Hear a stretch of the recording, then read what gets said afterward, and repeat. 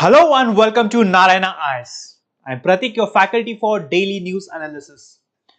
Students, in today's DNA session, we shall be focusing on four most important topics taken from the Hindu newspaper.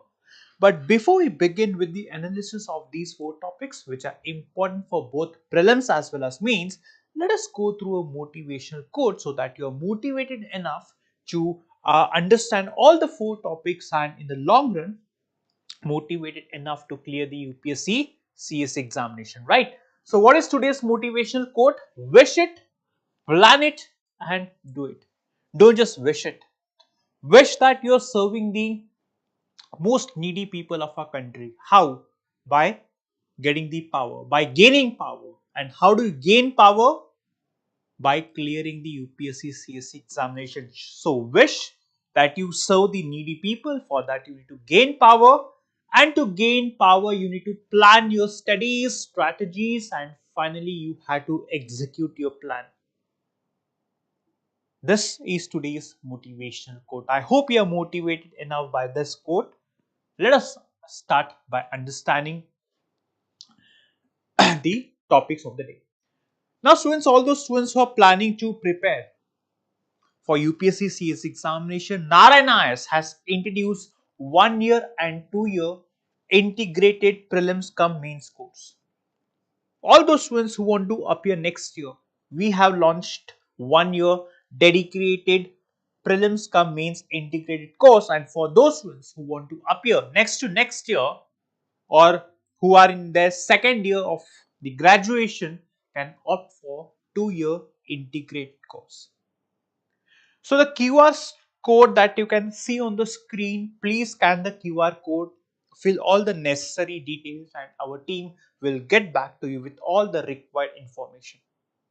Make sure you uh, fill in the details, right? And make sure that you are part of our 1 year and 2 year program, which will immensely benefit you to clear the examination, right? On this note, let us get started with the four topics of today's The Hindu articles. The first article is taken from Hindu page number 10, right?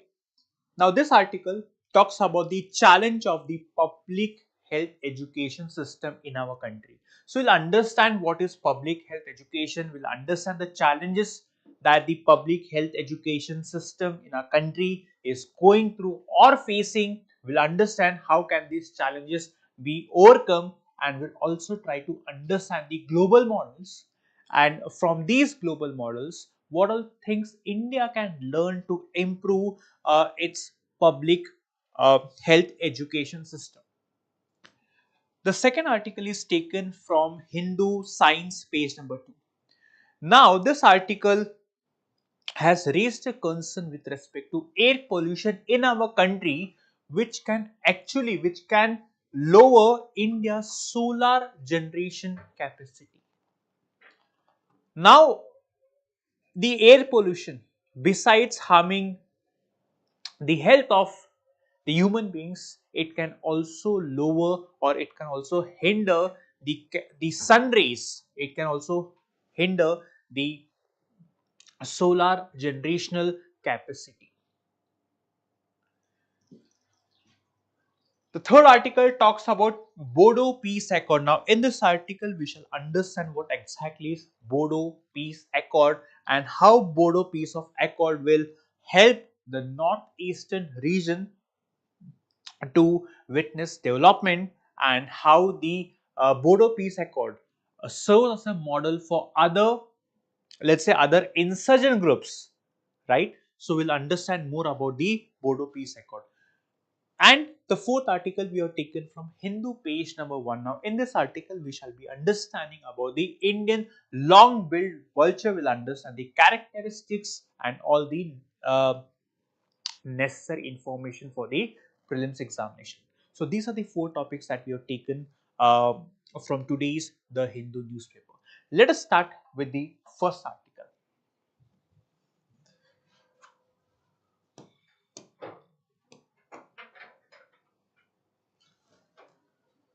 The title is The Challenges of Public Health Education in India. The challenges of the public health education in India. Now, in this article, we shall understand the public health education in India.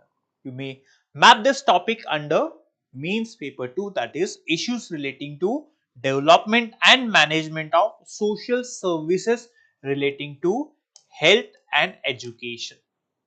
Why this topic is important? Because of the questions asked in the UPSC CS examination.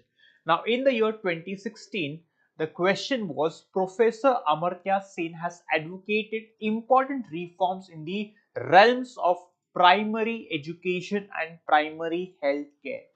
What are your suggestions to improve their status and performance? This was a question asked in the year 2016. The questions on health education are often asked in the UPSC examination. That's the reason having holistic understanding of these topics becomes extremely crucial for UPSC CSC examination.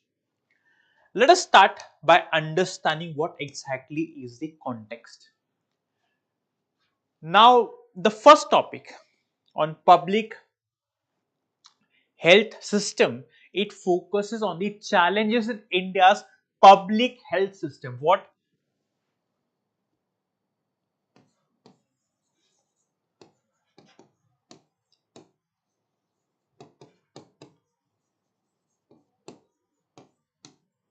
it focuses on the challenges in India's public health system, which means the education, the workforce, and why. Now, this becomes important especially after the global health funding cuts. We know that the international bodies are cutting down the funds. Then there is increasing privatization. And then there are changes in the policies across the globe. And that's the reason we have to understand the challenges in the public health education system.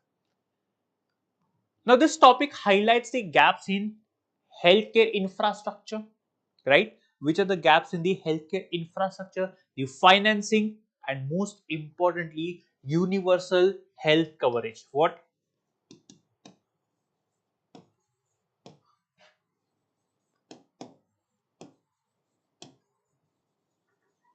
Universal health coverage. Meaning that many people still struggle to access affordable and quality healthcare. It emphasizes the need for a strong public health workforce, which means having a dedicated cadre. Then to have better regulation of the health education and services, and most importantly, a comprehensive nutrition policy. And this policy should look beyond women and children to include people from all the age groups. Then this topic also focuses on the lessons from the global health models, which means looking at how other countries manage public health care and what India can learn from them to improve its healthcare policies. Not only healthcare policies, but also how to control the diseases and how to overall improve the public health system of India. This is the context. Let us try to understand first and foremost what is public health education. What is public health education? Now see, public health education is a structured training program. What is it? It's a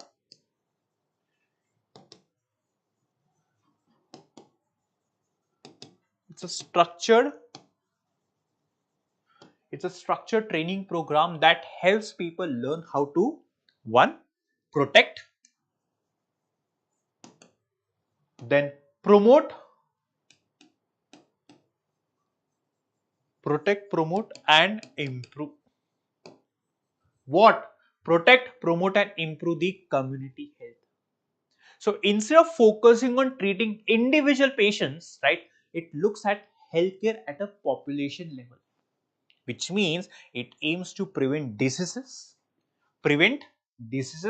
promote healthy lifestyles, and then also improve or strengthen the healthcare system. This is what we understand by the public healthcare system. Now, which are the key aspects of the public health education? One, it's the multidisciplinary approach, which means public health covers different subjects like epidemiology. What is epidemiology? Which means to study the patterns of different diseases, then health policies,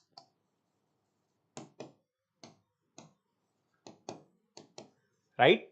So, the public health, it covers what? One, epidemiology, then health policies, then environmental health, then biostatistics,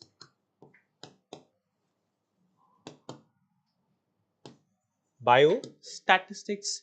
Then what is biostatistics? Which means health data analysis, right? All the data pertaining to health, to analyze that data is referred to as biostatistics. Then behavioral science, which means how people make healthy choices, and health economics, which means the healthcare cost and spending, the money that you require to treat your health, or let's say to treat the illness that you have. So, one, when it comes to public health education or system, it is the multidisciplinary approach. Second is prevention oriented. It essentially means that instead of just treating diseases, public health should focus on stopping them before they start. How? By promoting vaccination, hygiene, then we have clean water, good nutrition, and regular health checkups. Third aspect is community and population health. Now, the overall goal is to improve the health at a local, state, and the national level, as well as at the global level, by addressing the risks associated with health and the inequalities in the different communities. The next is policy and governance. Now, which essentially means that the public health professionals, they learn how the healthcare policies and regulations work, so that they help design better healthcare systems and intervene to improve the public education system. Then research and innovation, which means the decisions in public health should be based on scientific evidence, which means the public health education trains professionals to analyze the health data, then to conduct the research, and most importantly, to find innovative solutions to the health problems that people face. So, these are the key aspects of the public education system, right? Now, let us try to understand the global health policies and their implications on India. Now, first is the World Health Organization's Universal Health Coverage Framework. Now, the WHO, it promotes what? Universal health coverage, which means to ensure everyone can access essential healthcare services without having to go through any financial hardship. Now, we know India's Ayushman Bharat. India's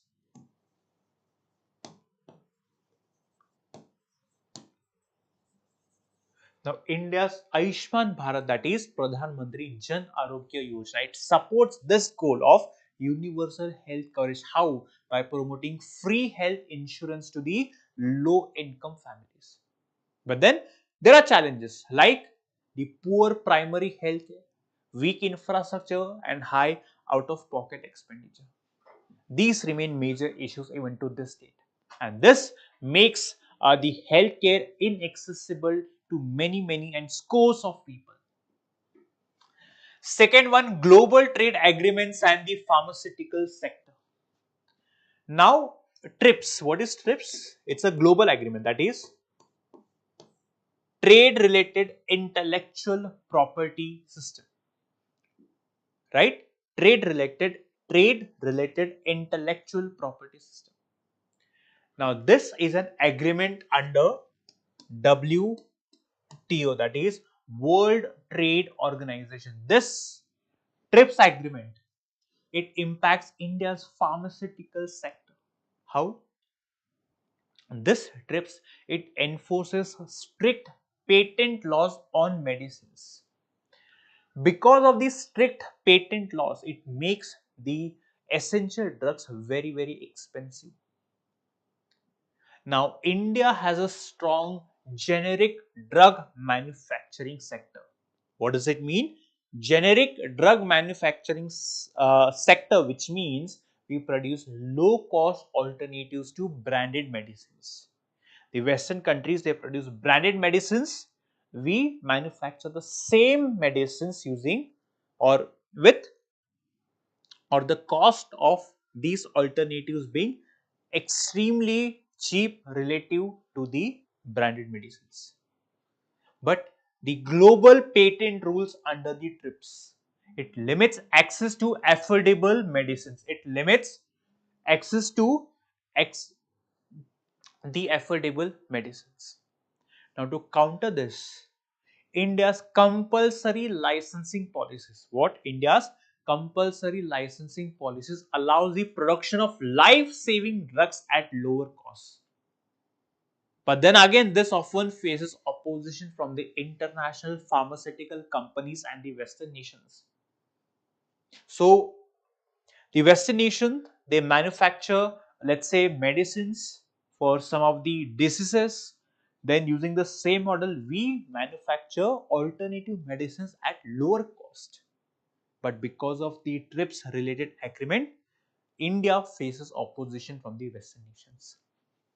Then we have climate policies and the public health. Now, the global climate policies, like we have the Paris Agreement. Yes, we have the Paris Agreement, and then the World Health Organization's climate and health initiatives, or the initiatives undertaken by the World Health Organization. It influences India's approach to pollution control and environmental health. Now, the rising pollution levels and climate change are worsening the respiratory diseases. It is increasing mosquito-borne illnesses like the malaria and the dengue, and causing more heat-related health problems. Now, India's policies on the renewable energy to control the emissions and disaster response, they are shaped by these Paris agreements, global agreements to tackle the health threats. Then we have the global health funding aid. Now, India receives funding from global health organizations like the Bill and Melinda Gates Foundation, right? Then we have USAID. Now, recently, under the presidency of Trump, Trump has reduced the contribution through USAID. Now, these funds, global funds, actually support programs in maternal and child health to control the diseases, nutrition. But the recent funding cuts from the America under the presidency of Donald Trump and the shifting global priorities has or have made it difficult to sustain some Indian public health initiatives. It affects, because of the global change in policies, it affects the disease eradication and healthcare improvements. Next is international disease control programs. Now, the global health policies have helped India achieve success in eliminating, let's say, polio. How? Through global polio eradication program. Global polio eradication program, because of the international support. Now, similarly, the WHO backed programs guide India's national tuberculosis elimination program. Also, HIV/AIDS. However, continuous monitoring, then funding, and then innovative treatments are necessary. Why? To prevent the diseases from re-emerging and to sustain these achievements of eliminating diseases like polio, tuberculosis, etc. So this is how the global health policies impact Indian policies as well. Next, the health education, public health education and the workforce development. Now, first is the expansion of public health education. In the last 2 decades especially, the public health education in India has expanded significantly. More than 100 institutions, they offer Master of Public Health. What? Master of Public Health. Master's course. In 2000, there was just one university offering this Masters of Public Health. Now, this growth happened. Why? Because of rising demand for trained professionals, right? Then also India launched the National Rural Health Mission and increasing focus on the global health challenges like the COVID-19 pandemic and climate related diseases. However, despite this expansion of more than 100 institutions offering masters in health program, the curriculum offered or the curriculum of different universities is not consistent. It is not consistent across the institutions, and students lack proper hands-on training, practical experience, and this makes it difficult for them to apply their knowledge in real world healthcare, let's say healthcare scenarios. Second, workforce shortages and regional disparities. Now, India does not have enough trained public health professionals, especially in the smaller cities, states, and rural areas. Now, we know the urban hospitals and the research centers have more experts. Many states, including let's say Assam, Bihar, Jharkhand, they do not have enough institutions to train the public health workers. Now, this creates an imbalance where people in rural areas, right? People in the rural areas, they do not get the same quality of healthcare as those people in the urban cities. And to fix this, we need more public health training centers, right? More public health training centers need to be set up in the under-deserved regions like the, let's say, the backward states of our country. Then lack of standardization in the public health education. Now, the public health education in India lacks a common structure. There is no central body. For example, we have the University Grants Commission, which is a central body. Let's say we have the National Medical Commission.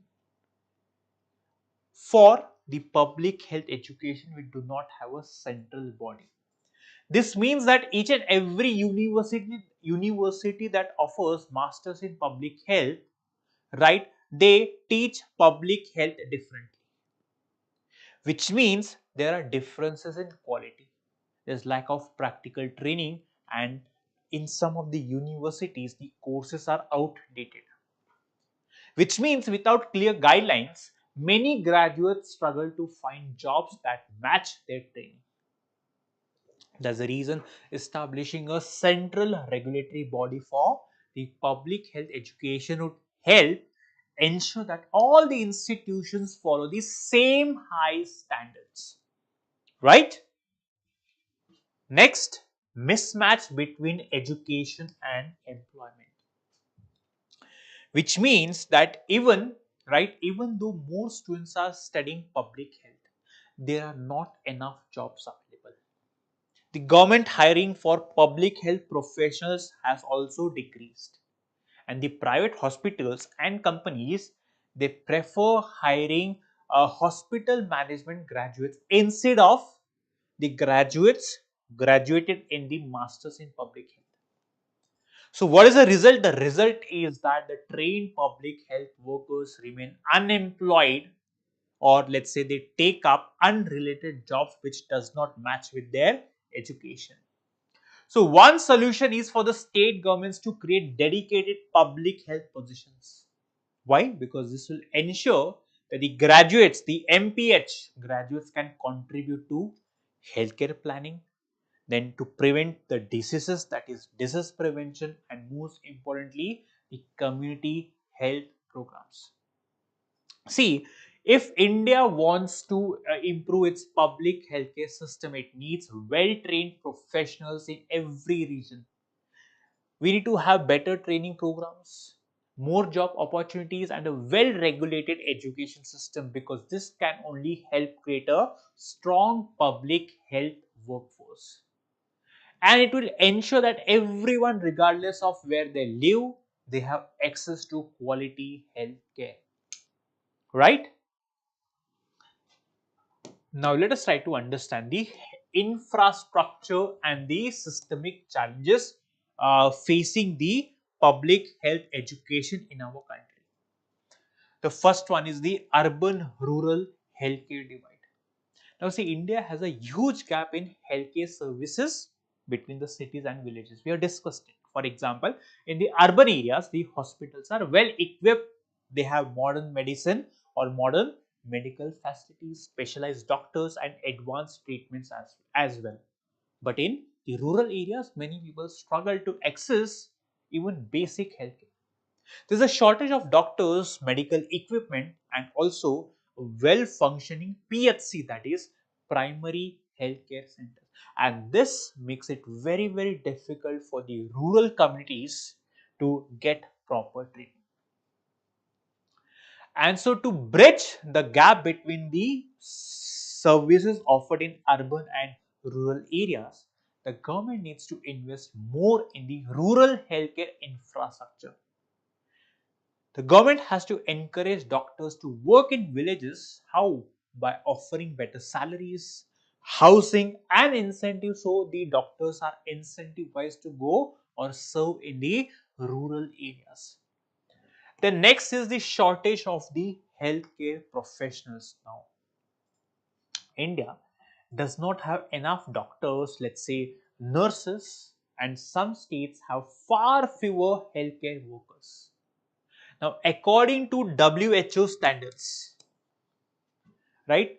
According to WHO standards, there should be one doctor for every 1,000 people. One doctor for every 1,000 people, but many Indian states fall short of this standard by huge margin. This means that in some areas, one doctor has to treat thousands of patients, and this makes it impossible to provide quality healthcare.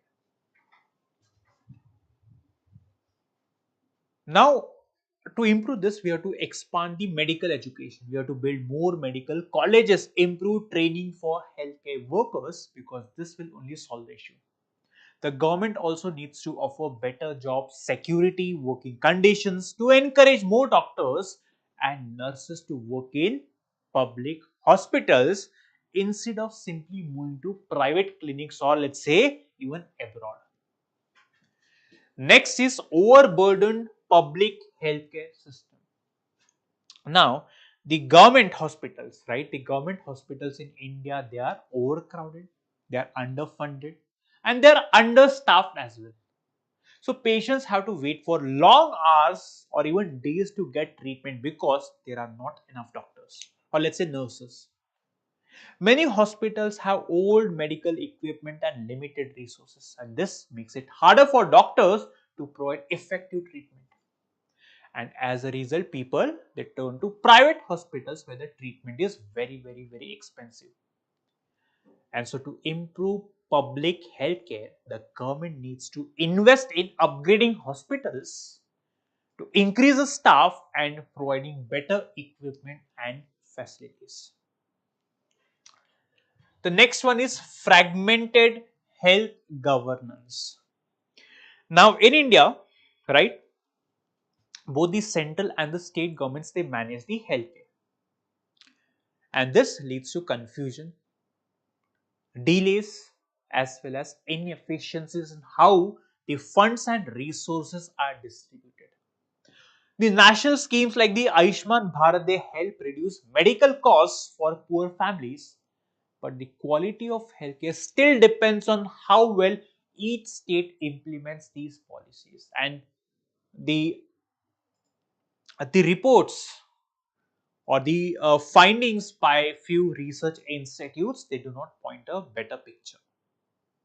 Some states do have better or have performed better than others, but this creates unequal access to healthcare services. There's a reason a more coordinated approach between the center and the state government is important to ensure that there is uniform healthcare standards, and most importantly, citizens have the right or they can access to quality healthcare.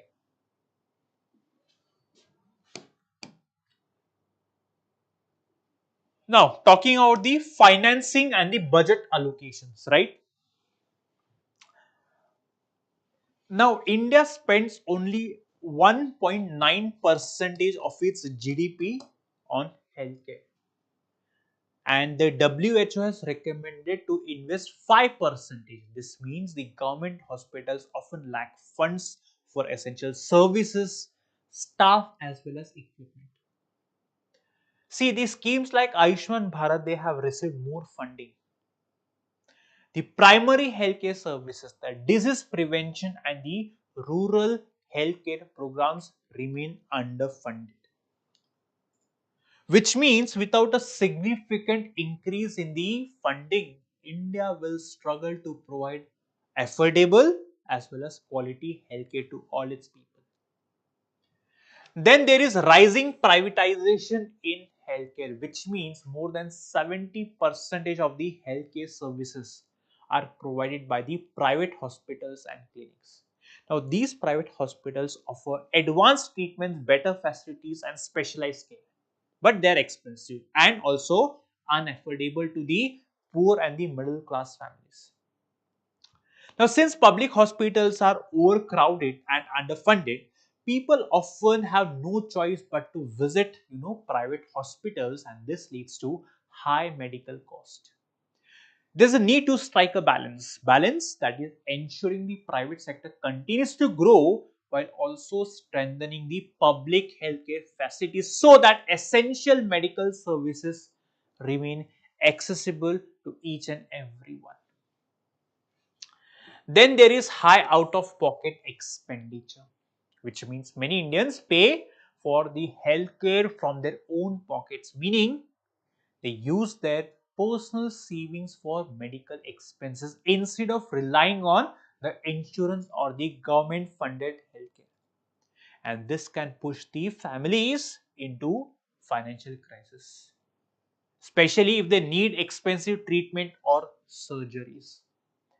So expanding universal healthcare program like the Ayushman Bharat, or let's say improving the quality of the government hospitals and ensuring affordable medicines can help reduce this financial burden and can also make the healthcare more and more accessible to each and every citizen. So what is the solution? We have discussed the challenges so far. What is the solution?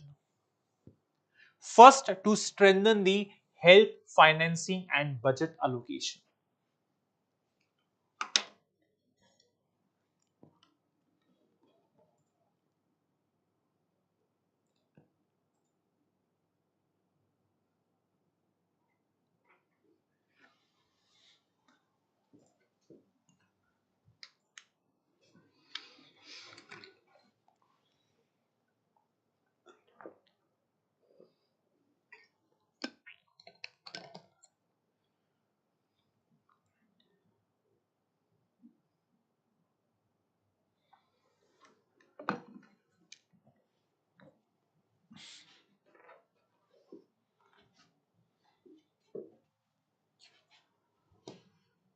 Now, See, the government needs to shift its focus from treating diseases to preventing them. How?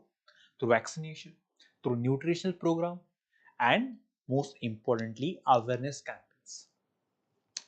Now, it is very important to invest in the preventive healthcare because this can reduce the disease burden and also ease pressure on the hospitals.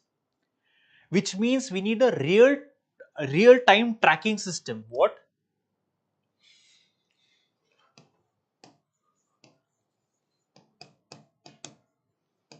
A real time.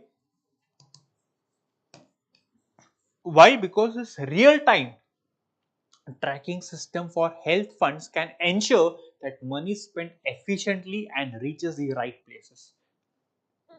The private the private companies should be encouraged to invest in the rural healthcare infrastructure and the medical treatments as well through tax benefits and partnerships, which means the private companies should be incentivized to invest in the rural healthcare because only this will help improve the healthcare without putting entire burden on the government. So the private companies also need to be incentivized.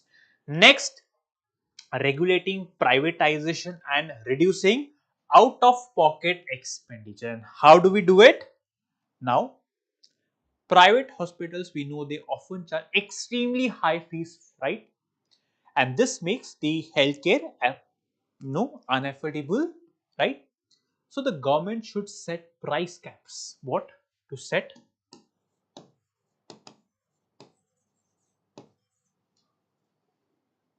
set price caps on major medical procedures, medicines, as well as the diagnostic tests. This will prevent overcharging by the private companies, private hospitals. Then we have to expand the generic medical stores like the Jan Aushadhi Kendra we have. So expanding the generic medic or medicine stores can help people buy essential medicines at lower prices. The Ayushman Bharat provides financial relief for the hospital treatments, but it does not cover the doctor visits or let's say the diagnostic tests and medicines.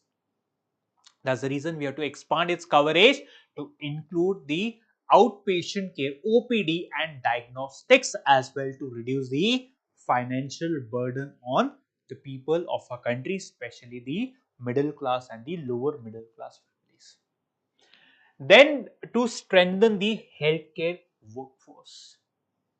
Now, there is a severe shortage of trained doctors, nurses, or let's say paramedics, right, especially in the rural areas, which means we need more nursing and paramedic institutions, right, to train whom professionals who can assist the doctors and improve the healthcare delivery.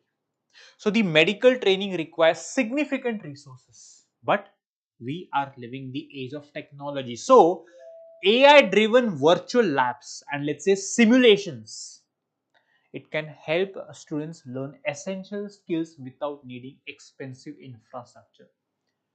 So many doctors and healthcare workers leave public hospitals. Why? Because of low salaries, poor working conditions. So if we provide better, let's say salary, mental health support, and let's say safety at the workplaces, this can help retain professionals in the government hospitals.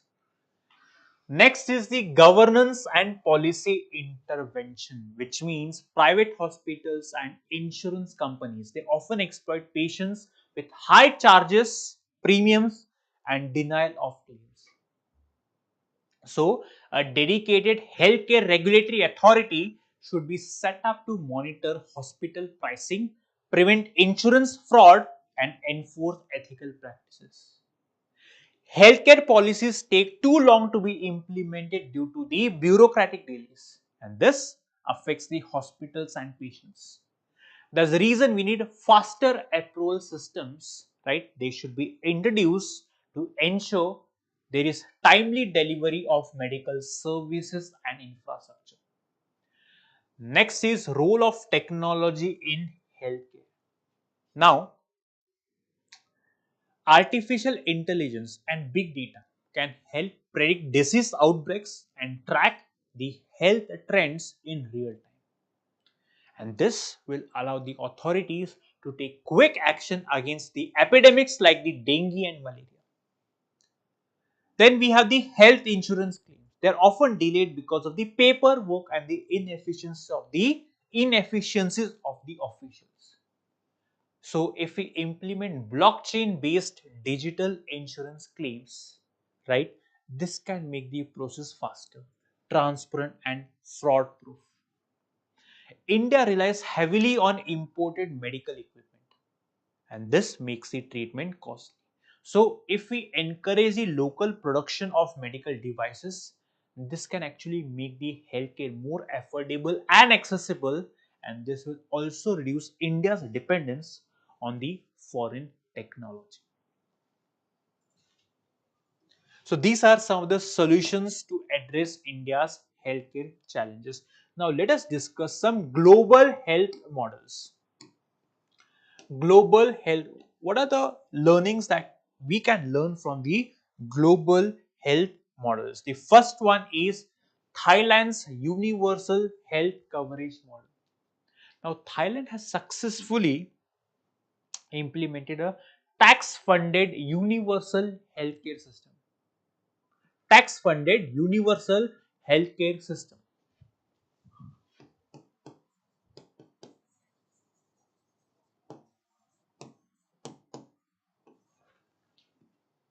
Now this system, right, it ensures affordable medical services for all citizens. The key reason for its success is strong investment in the primary healthcare, which means people receive treatment early before diseases become severe. So India can learn from this model by prioritizing the PHCs, that is public healthcare centers, and the community-based healthcare programs. Through this, we can ensure that the healthcare is accessible at the local level as well. Then we have Costa Rica's public insurance scheme. Now, Costa Rica has a mandatory public health insurance system that focuses heavily on preventive healthcare, meaning that people get regular health checkups and early disease detection, and this reduces the need for expensive treatments later. This system has lowered the healthcare cost and improved the overall health outcomes. India, yes, can improve its health insurance scheme like the Aishman Bharat. How? By integrating the preventive and the primary care services rather than just focusing mainly on hospitalization. Then we have Cuba's preventive care approach. Now, Cuba is known for achieving remarkable health outcomes despite low healthcare spending. And how is this possible? Because its system focuses on preventive care, community health services, and early disease detection. Every citizen has easy access to basic health care, and this reduces the burden on hospitals. So India needs to invest more in the preventive healthcare programs and also improve the doctor-patient ratio in the rural areas. And most importantly, India has to strengthen the community health workers like the ASHA workers. ASHA stands for Accredited Social Health Activists. So these are the solutions, or these are the learnings that we can learn from the different countries. I hope you understood the first article.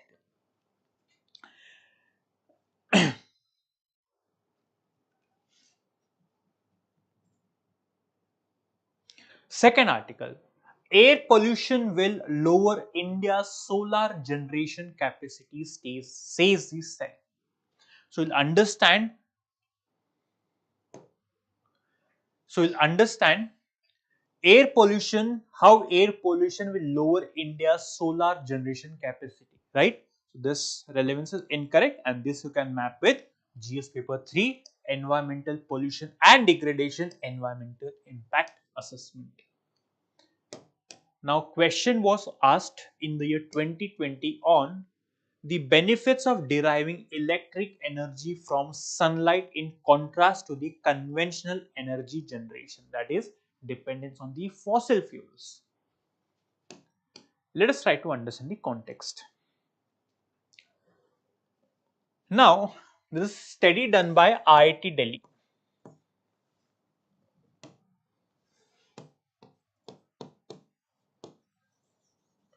Study done by IIT Delhi. This study has found that air pollution and climate change, this will reduce India's ability to generate solar power.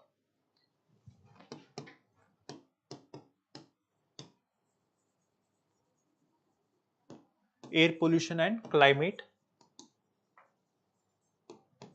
change. This will affect India's capacity to generate solar power. This happens because the pollution, it blocks the sunlight from reaching the solar panels. We know the sunlight, it reaches the solar panels, but because of air pollution, the pollutants present in there, it blocks the sunlight. It blocks the sunlight from reaching the solar panels, and also the rising temperature will reduce the efficiency of the solar cells. Now, this study, right? This study undertaken by the students of IIT Delhi, they use the climate models and the data from NASA to predict that by 2050, India's solar panels could become 2.3% less efficient.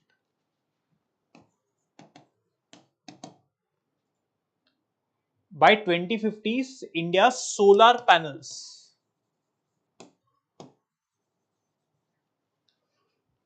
right? Solar panels could become 2.3% less efficient. This means that the country could lose around 840 gigawatt hours of 840 gigawatts of solar energy every year, which is enough to power thousands of homes. And as a reason to avoid this loss, India needs to improve air quality, reduce pollution, and also plan the solar projects in cleaner areas. This is the context. Now, let us try to understand the impact of air pollution and climate change on the solar energy efficiency. First, decline in solar radiation.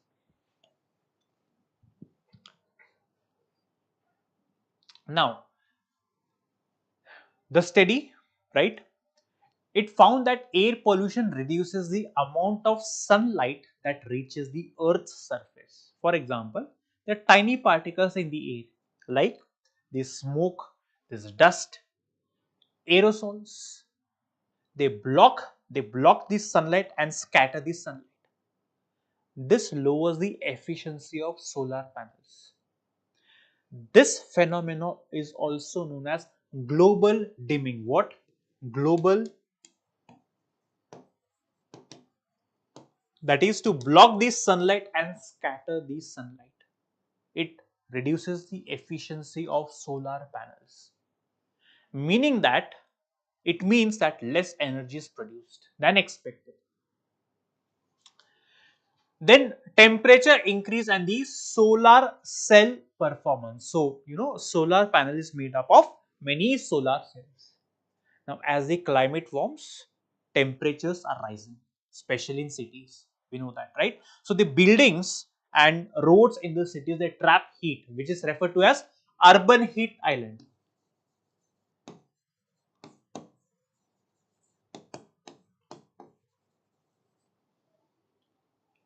Now, the study predicts that solar panel temperature could rise by 2 degrees Celsius by 2050.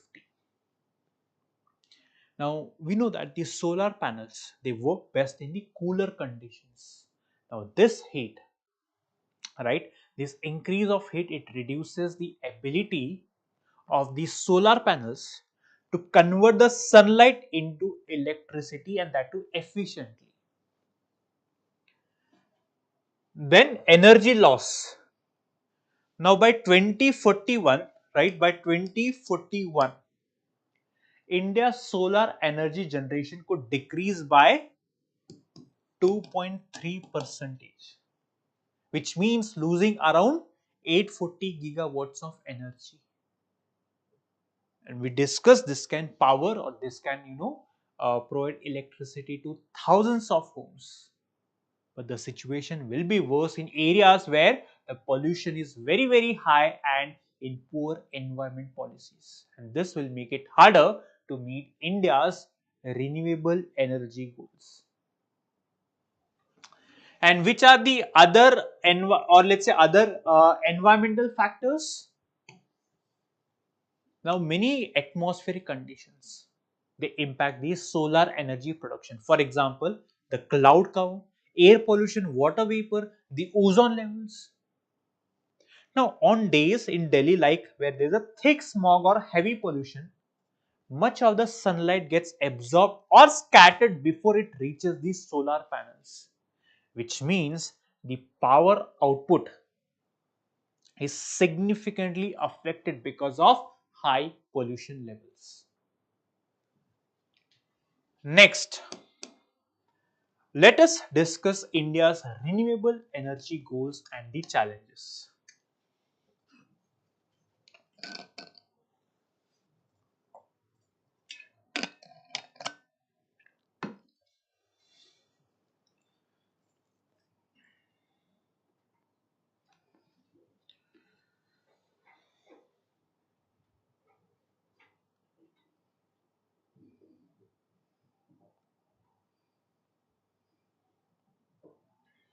Now, target. Now, India plans to generate 50% of its electricity from non-fossil fuels by 2030.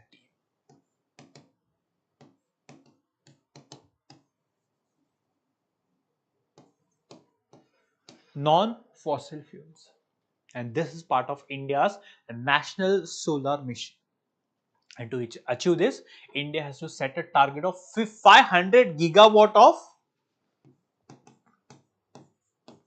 renewable energy capacity, and out of this 500 gigawatt, 100 gigawatt is expected to come from the sun, which means a large scale expansion of solar farms, rooftop solar panels, and other clean energy projects like the wind power is required to meet this target of 500 gigawatts by 2030.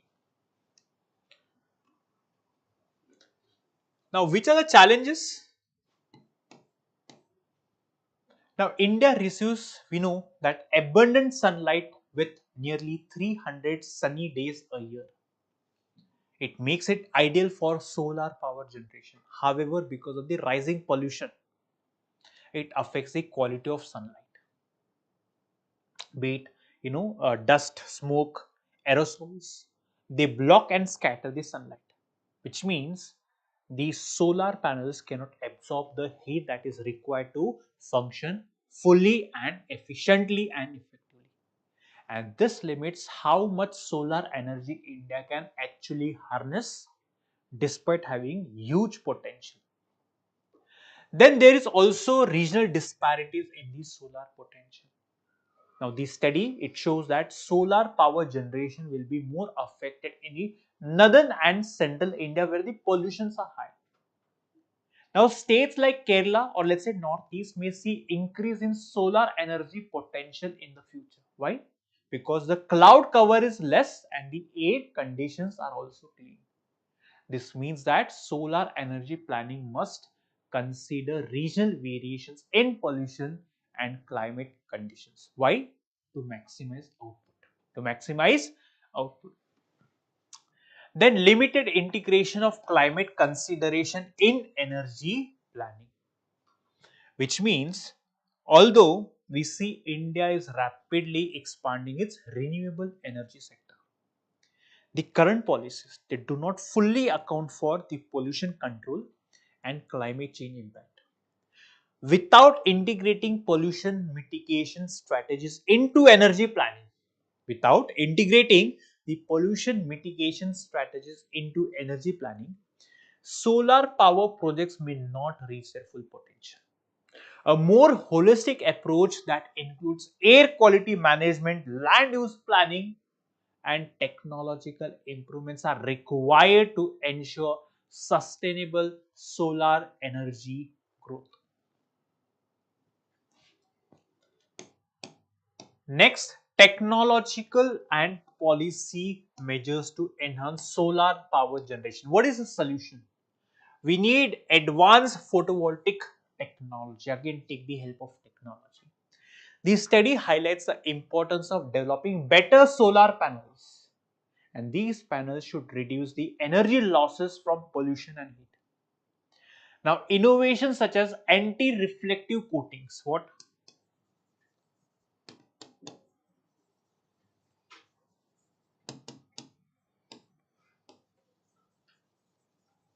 Anti-reflective coatings, right? And this anti-reflective coatings will capture more sunlight. Then we have self-cleaning surfaces.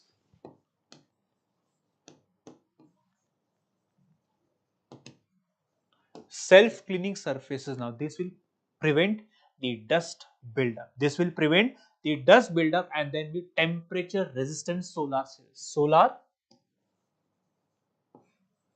temperature resistant. This will improve panel efficiency even in polluted or hot environments, which means we need to leverage technology. Then improved site selection, which means using satellite based climate models like the data collected from NASA, or let's say the Indian Meteorological Department. This will help identify the best locations for installing these solar panels, which means areas with less pollution and stable climate conditions should be prioritized to maximize the energy generation and minimize efficiency losses. Next one is to strengthen air pollution control policies. Now, improving air quality will directly enhance solar power efficiency. Now, policies that reduce fossil fuel dependence, promote electric vehicles, enforce industry pollution controls, and encourage clean energy sources can help cut down air pollution. And this ensures more sunlight reaches these solar panels. Then, incentivizing rooftop solar projects. Now, rooftop solar panels in, let's say, in homes, offices, or let's say commercial buildings, they should be promoted. Why? They should be promoted so as to ensure, right? Uh,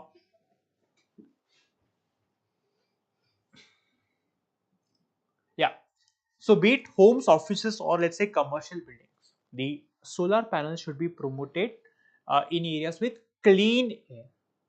Then subsidies need to be given, incentives need to be given, right, so as to reduce reliance on large solar farms in pollution prone regions, and also help the households and businesses generate their own electricity sustainably.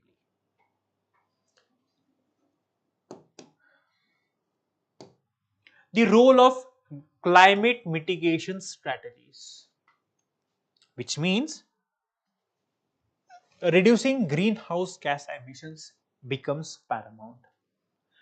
This study, it also shows that stronger climate policies are needed to reduce emissions that contribute to global warming and air pollution.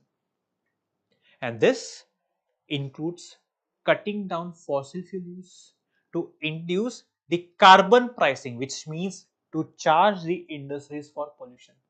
And we also need to offer better incentives for the renewable energy projects. If we reduce the emissions, this will improve the air quality and also allow solar panels to work much more efficiently. Then public awareness. Now people can play a big role in improving air quality and supporting the solar energy growth. We have to encourage the use of electric vehicles. We have to plant more trees. We have to use cleaner fuels. This will reduce unnecessary energy consumption and help cut the pollution levels. Public awareness campaigns. It can also educate the citizens about how their daily actions can affect the environment and the renewable energy efficiency. Then we have to align the solar energy with the climate resilience policies. For example, India's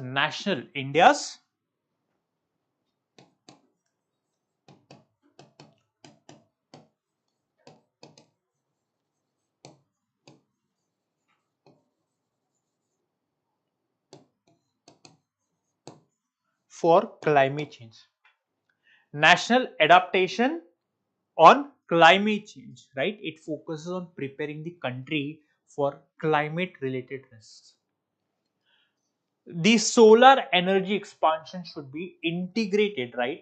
It should be integrated into this plan to ensure that renewable energy projects are developed in a way that considers climate resilience. This means that building solar farms in areas less vulnerable to extreme weather and pollution related challenges. And last, we have to accelerate the implementation of policies. While we know that India has set an ambitious, a renewable energy target, the implementation at the implementation on the ground is very, very weak. Many policies remain stuck at paperwork, lack of enforcement, or there is, let's say, uh, the uh, the authorities face resistance from the industries.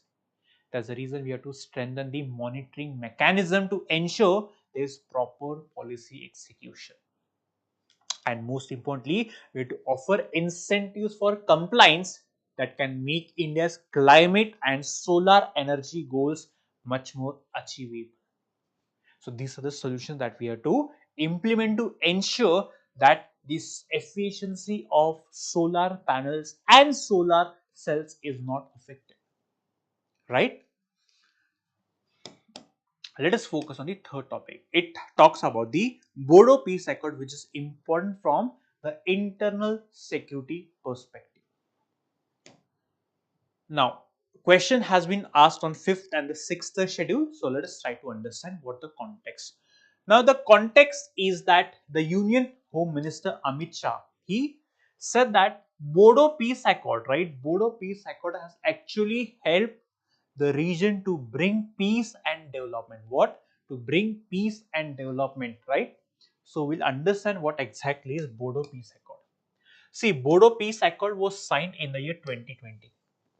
Now, which were the parties involved? One, the Union Home Ministry, Government of Assam, all Bodo Students Union, and four factions of the National Democratic Front of Bodoland and United Bodo People's Organization.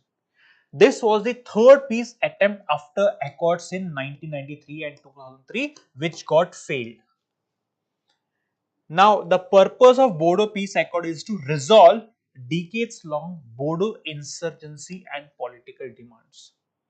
Now, see, we know that in India's northeastern groups, there are many ethnic groups that are fighting for independence or separate statehood.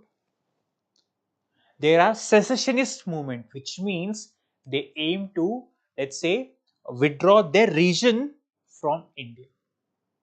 They do not want their region to be a part of India. This is referred to as secessionist challenge. Bodos, especially the militant organization, the insurgents, the militants, they still fight against the government of India. Why? Because they want to carve out a separate place, separate territory for the people of Bodos, which is distinct from India. And India is working hard, fighting against the militants to ensure that the territorial integrity of a country remains intact. Now, who are the Bodos? They are the largest scheduled tribe community in Assam.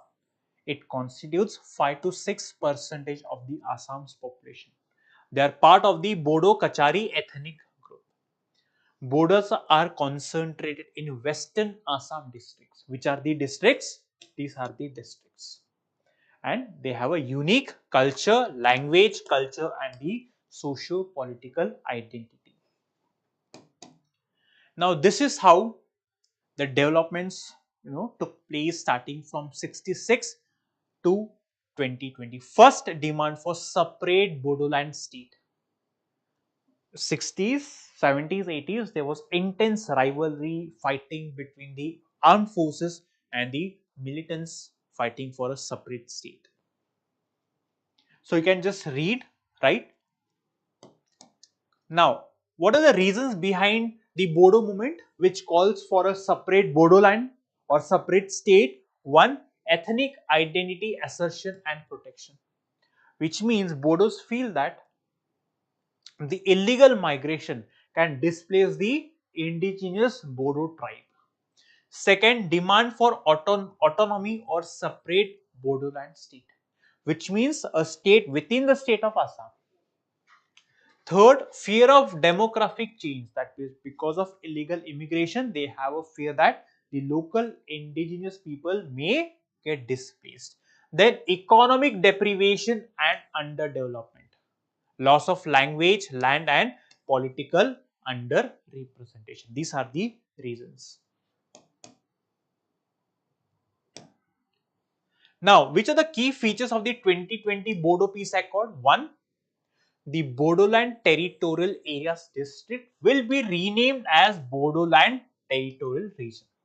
Now, what is the impact of renaming to Bodoland Territorial Region? One, the villages with Bodo majority population outside present Bodoland Territorial Area District to be included, which means the villages with the Bodo majority population outside the present Bodoland will be included in the newly renamed Bodoland Territorial Region. So, villages having Bodos in majority will be part of the Bodoland Territorial Council. Then villages with non-Bodo majority, they are to be excluded from the BTR. And there will be a committee to decide inclusion and exclusion with representation from all Bodo Students Union and the Bodoland Territorial Council. Now, increase of Bodoland Territorial Council Assembly seats from 40 to 60. Members in the Assam Assembly will, members of the Bodos in the Assam Assembly will be increased from 40 to 60. Then the government has announced a special package of 1500 crore for the development of the Bodo land. And cultural safeguards, Bodo language will be made or will be declared associate official language of Assam. Then there is a commitment to protect and promote the Bodo culture and heritage. And political and social measures, this formation of Bodo Kachari Welfare Council for Bodo villages outside the Bodoland Territorial Region, which means the villages having villages with non-Bodo majority. And then grant of scheduled hill tribe status to Bodos living in Assam's hill district.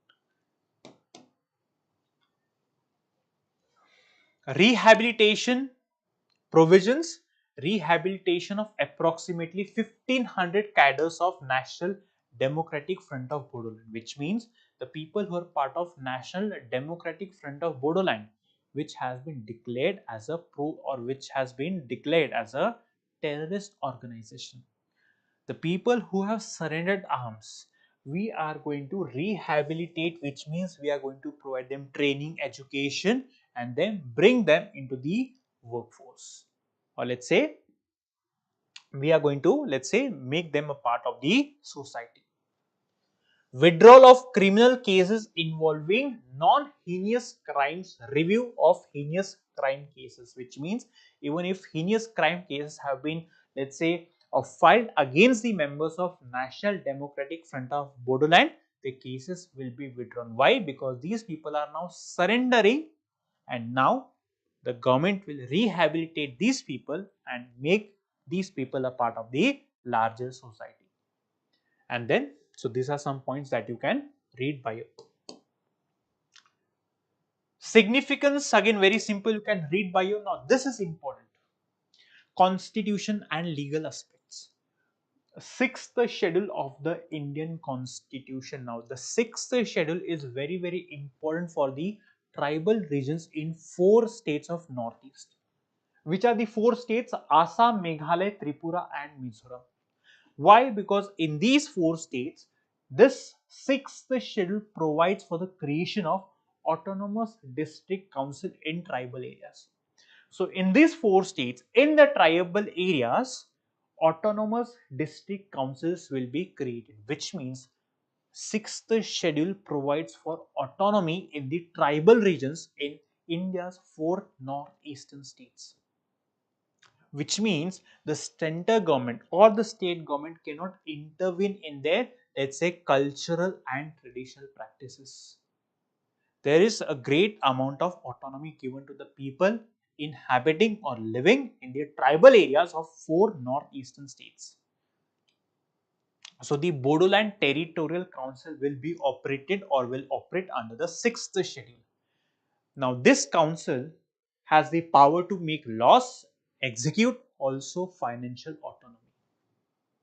So under the sixth schedule, autonomy is granted to the tribal regions in 4 of India's northeastern states.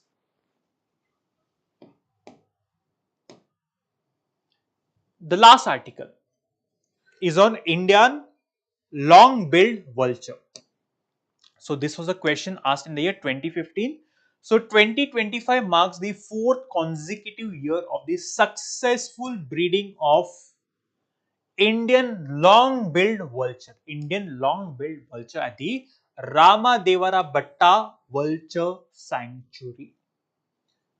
Now, first and foremost, we'll understand about this species. The Indian long-billed vulture, right, is native to the Asian region. Each and every point is important for your prelims examination. The characteristic part, again, very simple. You can read by your own. Each and every point is important for your prelims examination. So please read this characteristic one by one. Now, habitat and distribution. Now, Indian vultures are typically found in savannas. What are savannas? They are grasslands. They are grasslands, which means area filled with grasses with scattered trees and bushes, and open landscapes near villages, cities and agriculture areas. Their native range includes India, Pakistan and Nepal, that is the Asian region. Now this conservation status, it is placed under the IUCN, International Union for Conservation Nature Red List. It is placed under Schedule 1 of the Wildlife Protection. So again, each and every point is important for the UPSC examination. So which are the threats? Please read. Now, talking about Ramadevara Betta Vulture Sanctuary. Where is it? It's located in Karnataka. It is designated as a bird sanctuary to protect the vultures.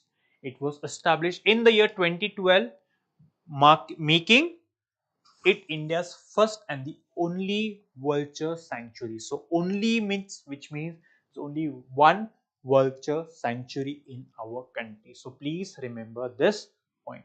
So among the 9 vulture species found in India, 3 species are found here. Where? In this sanctuary.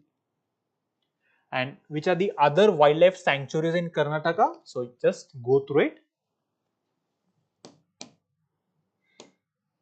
And then these are the measures to conserve the vultures in our country. One, the Bombay Natural History Society in collaboration with the Haryana State Forest Department, right? Then the Government of India introduced National Action Plan for Vulture Conservation. Then we have captive breeding centers, right, in zoos of different states. And then we have the Ramadevara Betta Vulture Sanctuary, which is the only sanctuary in India for preserving the vultures. So most of the points of this 4 article are self-explanatory. There's nothing much to explain, but each and every point is important for the examination. So make sure that you remember each and every point of this particular article. Now students, let us go through few practice questions. First, global health policies significantly impact India's healthcare landscape, influencing its public health strategies, disease control programs, and access to medicines. Again, a very simple question. So, this we have discussed the first topic in great detail. So, question is based on the first topic that we are discussing today's DNA, right? So, in the introduction, define what is global health policies and their importance in shaping the national healthcare strategies. Then highlight India's integration with international health framework, be it WHO, WTO, or let's say the Paris Agreement.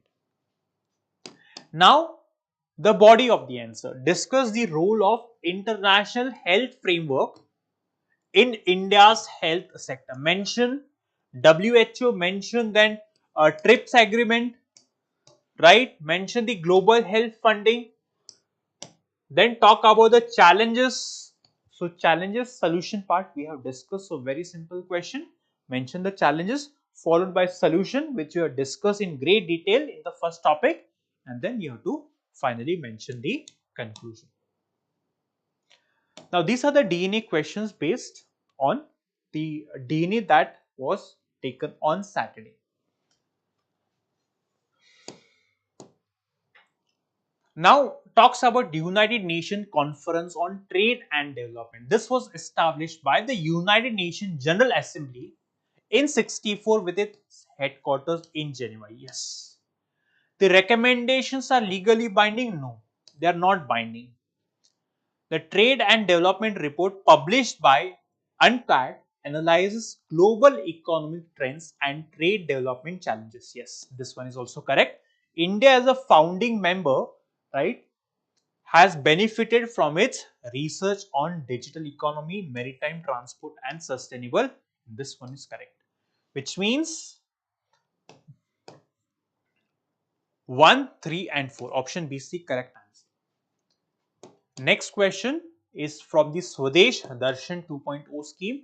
It focuses on the development of theme-based tourist circuits with an emphasis on sustainability and destination development. Yes, it follows a centrally controlled, no, it is controlled by states. State-specific approach has been adopted.